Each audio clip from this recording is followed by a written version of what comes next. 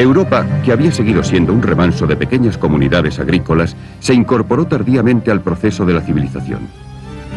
Durante el milenio anterior a Cristo, hubo un gran incremento de la población en el norte de Europa, donde empezaron a cultivar grandes extensiones de tierra por primera vez. La expansión local dio lugar a emigraciones hacia regiones escasamente pobladas.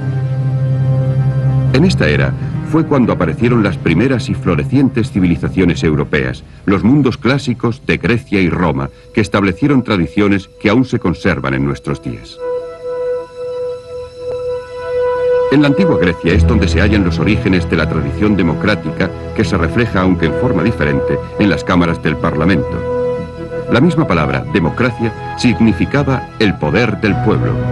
Esta ideal había encontrado su expresión 200 años antes en las ciudades-estado de Atenas.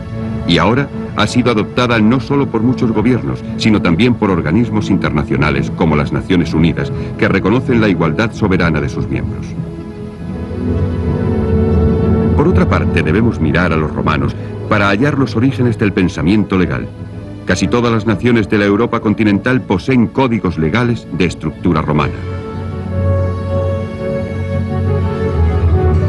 En Grecia surgió el espíritu de la investigación científica y la búsqueda del significado y de la belleza de las cosas. Sus matemáticos, sus filósofos, como Sócrates, establecieron unos principios que aún se enseñan en los colegios.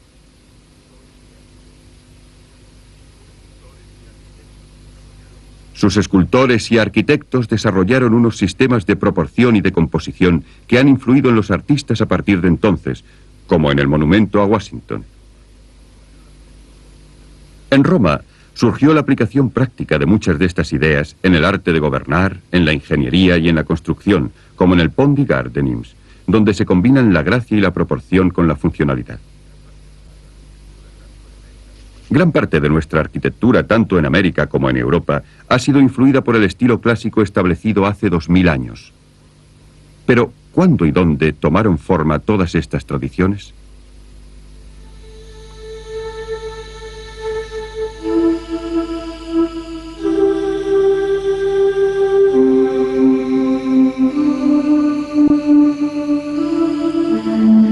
Mirando hacia el pasado, podemos evocar las imágenes que colocaron los cimientos de muchos de los aspectos de la civilización europea.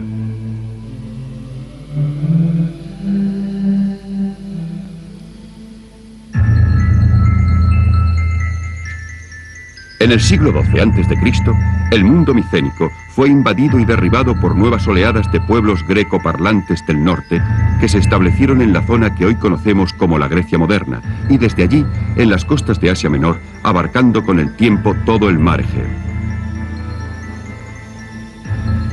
Estos pueblos adoraban al dios Zeus, tal y como habían hecho los micenios, y también a muchas otras deidades, entre las que se encontraba Afrodita, diosa del amor.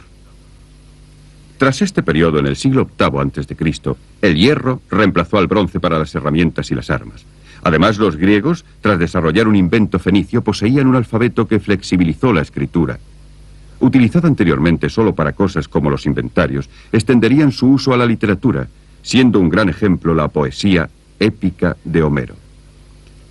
También fue la era en que se realizaron estos grandes vasos, decorados con motivos geométricos.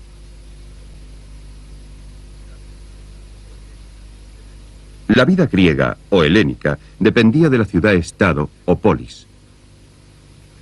Grecia posee un gran número de pequeñas llanuras costeras rodeadas de montañas. Aquí una comunidad podía crecer en un aislamiento relativo de sus vecinos. Esto ayudó a formar unas unidades políticas naturales, con frecuencia muy reducidas, surgidas a partir de comunidades agrícolas, siendo Atenas la que se convertiría en la mayor de las ciudades-estados. El siglo VIII a.C. también vio el comienzo de 200 años de expansión colonial, alentada por las disputas políticas y un deseo de incrementar el comercio, así como de obtener nuevas tierras. El comercio fue facilitado por la aparición de la moneda, que había tenido lugar en Lidia a comienzos del siglo VII a.C. Los colonizadores griegos se desplazaron en círculos cada vez más amplios hasta el Mar Negro y Tracia al este, hasta Sicilia en el sur de Italia, Francia y España al oeste. Aunque no eran colonias en el sentido moderno de la palabra, sino unos asentamientos agrícolas independientes, este movimiento cambió la faz del Mediterráneo.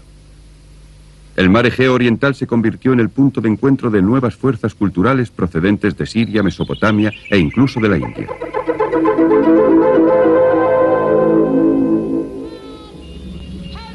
En los siglos V y IV a.C. tuvo lugar un florecimiento cultural sin parangón, especialmente en Atenas, en cuya pequeña comunidad surgieron dramaturgos como Esquilo, Sófocles, Eurípides y Aristófanes.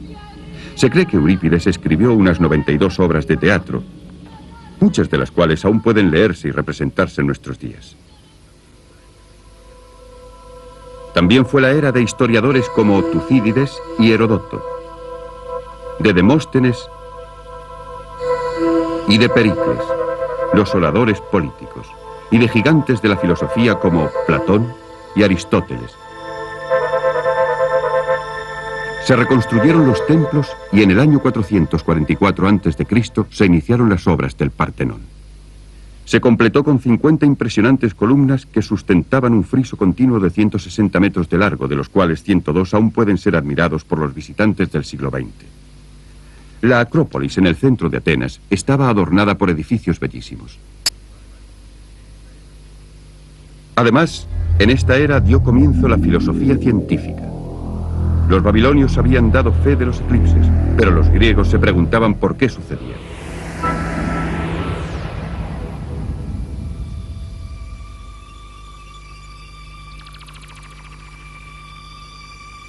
Los egipcios habían utilizado la geometría, pero los griegos desarrollaron el teorema de Pitágoras.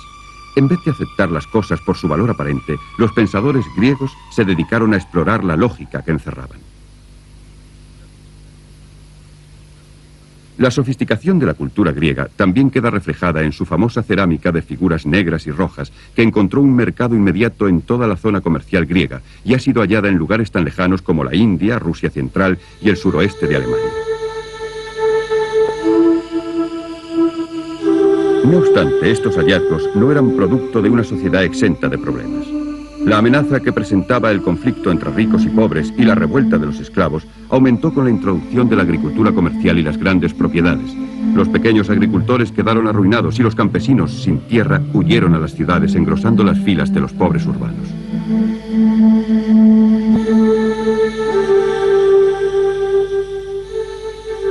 En Esparta, el temor a una rebelión de los esclavos oprimidos tuvo un gran peso, convirtiendo a la ciudad virtualmente en un campamento militar.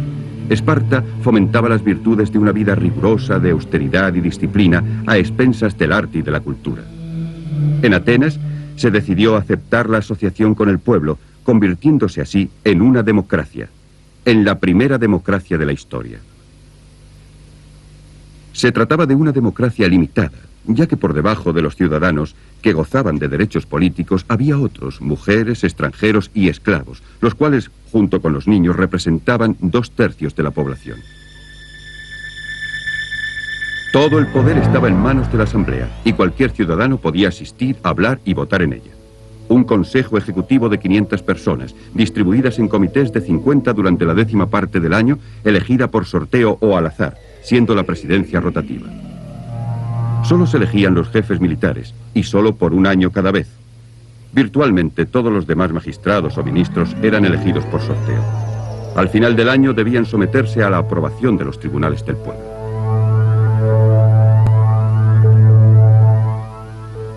Pericles, el famoso político ateniense, lo describió de esta forma: nuestra constitución se denomina democracia porque el poder se encuentra en manos de la mayoría y no de una minoría. Pero nuestras leyes garantizan un trato igual para todos en las disputas privadas. Sin embargo, la democracia ateniense era un edificio muy frágil, con las fuerzas reaccionarias siempre acechando, dispuestas a reconquistar sus privilegios. Además, el mundo de las ciudades-estados era inherentemente inestable. Atenas tenía sus aliados, pero su riqueza y su poder también despertaban hostilidades. A comienzos del siglo V a.C., Esparta y Atenas se unieron para rechazar la invasión del gran imperio persa, y lograron derrotarlo en las batallas de Maratón y de Salamina. La batalla naval de Salamina en el año 480 a.C. fue una victoria muy ardua, y tal y como la describió Esquilo, toda playa y todo arrecife quedó sembrado de cadáveres. No obstante, a finales del siglo, Esparta y Atenas estaban enzarzadas entre sí en una amarga y sangrienta lucha, la Guerra del Peloponeso, que duró 27 años. El mundo griego se había debilitado, dejando la puerta abierta a otro agresor, el semibárbaro reino de Macedonia, en los confines del norte de Grecia. La unidad que las ciudades-estados griegas no habían logrado por sí mismas fue impuesta por Filipo de Macedonia en el año 338 a.C., y su hijo Alejandro Magno completó su obra. Los grandes días de Grecia habían concluido. Con Alejandro pasamos de la edad helénica a la edad helenística.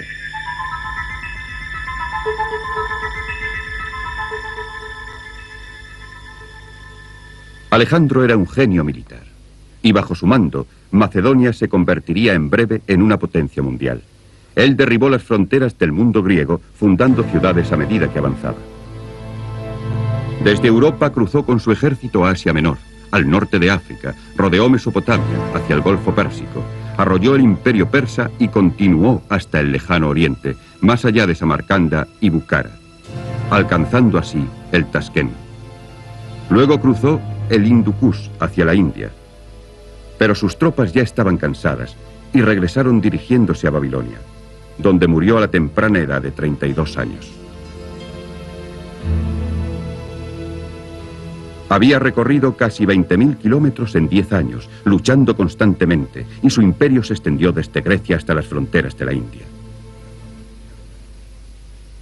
Tras la muerte de Alejandro, su imperio se fragmentó rápidamente en 3 áreas principales: el pequeño reino de Macedonia, el Egipto ptolomeico y el reino de los Seleucidas. Pero el mérito de Alejandro fue el de extender la civilización griega hasta el lejano oriente. El comercio floreció como nunca. El viejo mundo de las ciudades-estados independientes había desaparecido, y los dialectos locales se fundieron en una lengua común, la koiné, que se utilizó ampliamente en todo el Oriente Medio.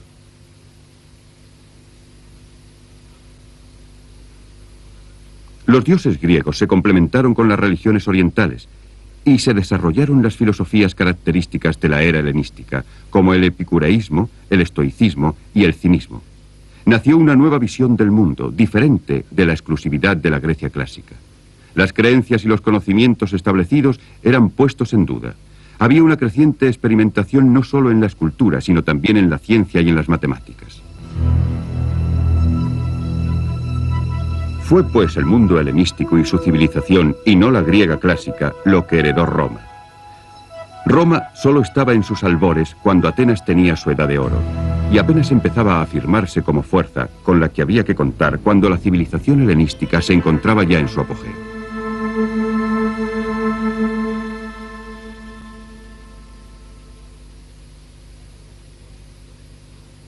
Siendo originariamente solo un conjunto de asentamientos de aldeas de pastores latinos, Roma se desarrolló hasta convertirse en una ciudad durante el siglo VI a.C., y gradualmente unificó a Italia bajo su mando, debiendo su predominio por encima de todo a su gran poderío militar disciplinado, combinado con la habilidad y la diplomacia en la formación de alianzas, haciendo amplias concesiones de su propia ciudadanía.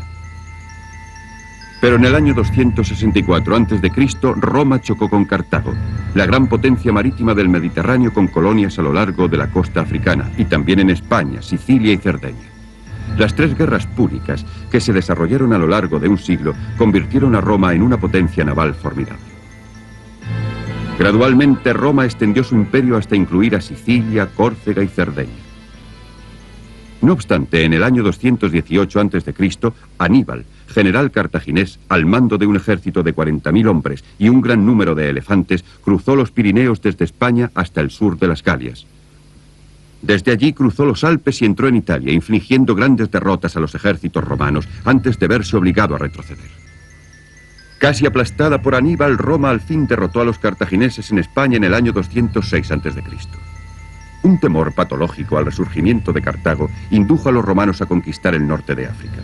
Nuevos conflictos les llevaron a Grecia y a Asia Menor, y paso a paso conquistaron la orilla oriental del Mediterráneo.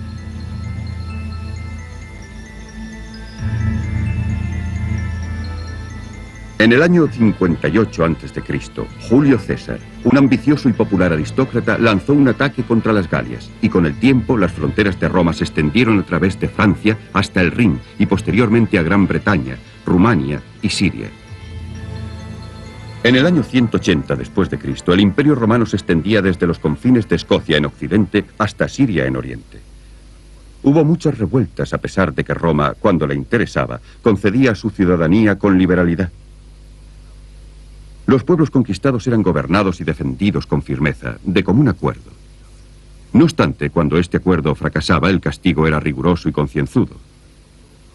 Sin embargo, el Imperio Romano dotó a una vasta área de una sola moneda y unas bajas barreras aduaneras para el comercio, facilitado por una compleja red de carreteras y de puertos protegidos. Las mercancías venían de todos los rincones del imperio para satisfacer las exigencias de la rica y amplia población romana. Los animales para el circo procedían de todas partes, de Europa, osos y jabalíes salvajes, de Oriente Medio, tigres y leones, y del norte de África, camellos y leopardos. Se importaban vastas cantidades de trigo de Egipto, textiles y especias de Siria, aceite de España, mármol de Asia Menor y del norte de África, esclavos y estaño de Gran Bretaña. También había un extenso comercio entre las varias provincias que formaban parte del imperio. El comercio no terminaba en sus fronteras. Se comerció con la China de los Han y se estableció la famosa ruta de la seda que pasaba por Ecbatana, Samarcanda, Kasgar y llegaba hasta Lanzhou y Loyang.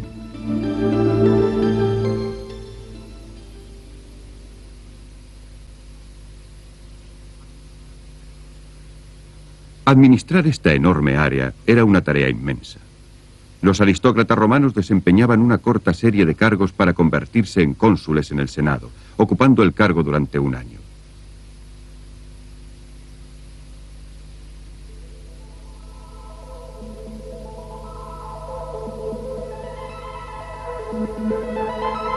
Solo un cónsul podía mandar un ejército.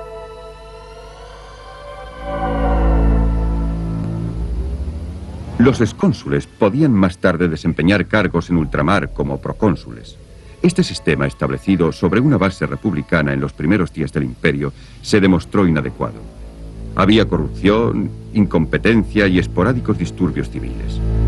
En periodos de tensión, los generales ambiciosos podían acaparar todo el poder, como el dictador Julio César, destruyendo así la forma tradicional de gobierno republicano. En el año 31 a.C., tras un siglo más de guerras civiles y un incremento del predominio militar, la estabilidad fue restablecida por el sobrino de César, Augusto. Tras granjearse la lealtad de las tropas, retuvo todo el poder, permitiendo al Senado que compartiera con él la tarea de administrar el imperio. A pesar de todo, el poder efectivo permaneció en el firme puño del emperador. Augusto introdujo reformas en los impuestos y en la administración, lo que concedió al mundo occidental el periodo más largo de paz que había disfrutado hasta entonces. De este modo, la totalidad del norte de África, desde las fronteras de Egipto hasta el Atlántico, podía ser vigilada por una sola legión compuesta por solo 6.000 hombres. La paz de Augusto fue celebrada con la construcción de edificios. En todas las ciudades del imperio surgieron monumentos, arcos triunfales y anfiteatros. La consumada perfección de sus edificios es impresionante. Las termas de Diocleciano en Roma se levantaban sobre una superficie de casi 13 hectáreas y su vestíbulo central estaba abovedado a una altura de 28 metros. El Foro de Roma era un lugar de encuentro abierto, con tribunas para los oradores públicos y los comicios donde se reunía la asamblea popular. Muy cerca se encontraban los templos de los primeros dioses romanos como Jano, Saturno y Vesta, numerosas tiendas y los teatros de Pompeyo y Marcelo. Había también no menos de 6 hipódromos, siendo el mayor de todos el Circo Máximo, con una capacidad de 140.000 espectadores sentados.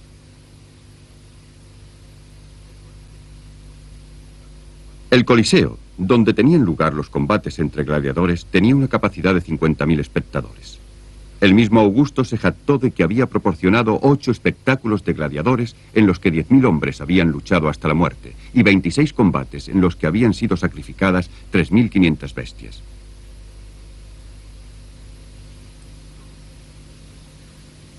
Los romanos también sobresalieron en la construcción de acueductos, puentes y fortificaciones fronterizas, como la muralla de Adriano, que se extiende a lo largo de casi 120 kilómetros al norte de Inglaterra, desde el río Tyne hasta Solway Firth. A medida que las provincias eran pacificadas, la nobleza local se desplazó a las ciudades y habló el latín. Se construyeron templos y grandes casas de campo siguiendo el modelo romano, como en Lanninston, en Kent, con elaborados baños, calefacción, mosaicos y decoración pintada.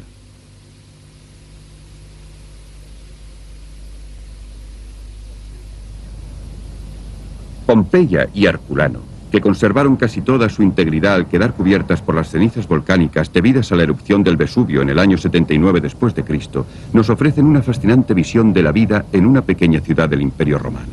En Herculano hay muchos ejemplos de la casa romana tradicional, con las habitaciones dispuestas alrededor de un patio abierto, cuadrado o jardín. Mercaderes adinerados o patricios debieron vivir en esas casas, quedando reflejada su riqueza por la profusión de mosaicos y la decoración pintada.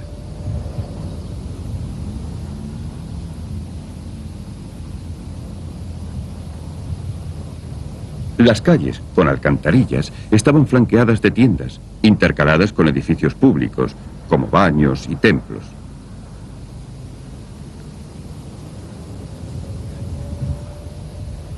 Grecia, en gran parte, fue la fuente inspiradora de la arquitectura y el arte romanos. Muchas famosas estatuas romanas de mármol son en efecto copias de los originales griegos de bronce desaparecidos, si bien los romanos desarrollaron su propio estilo altamente naturalista en los retratos. La era de Augusto también fue celebrada por la poesía de Virgilio, Horacio y Ovidio.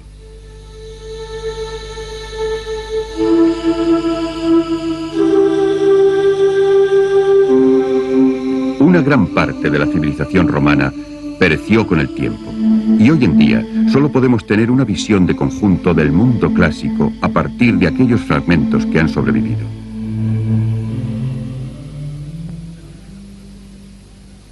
Pero el legado de Roma se encuentra no solo en forma de ruinas, monumentos y restos de carreteras. Existe un legado mucho más duradero reflejado en la palabra hablada, el latín, que dejó una huella permanente en las lenguas de Francia, España, Italia y Rumania. También el inglés moderno posee palabras de origen latino. Además, conservado por la Iglesia romana y hasta hace muy poco tiempo todavía utilizado en todas sus ceremonias, el latín se convertiría en un lenguaje aceptado internacionalmente en las ciencias, la medicina y el derecho.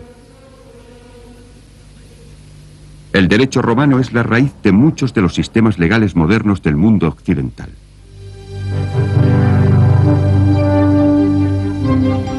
¿De qué modo nos hablan las civilizaciones clásicas a través de los siglos? Los griegos fueron los inspiradores del ansia de investigación en las ciencias y en las artes, y el espíritu ateniense de la democracia continúa viviendo. Los romanos hallaron a sus émulos no solo en los constructores de grandes imperios como Carlomagno y Napoleón, sino también en los pensadores liberales de la Revolución Francesa y Americana. Pero para encontrar las otras grandes influencias del mundo antiguo, debemos dirigir nuestra mirada más allá de Grecia y de Roma, a Asia, la cuna de las grandes religiones del mundo.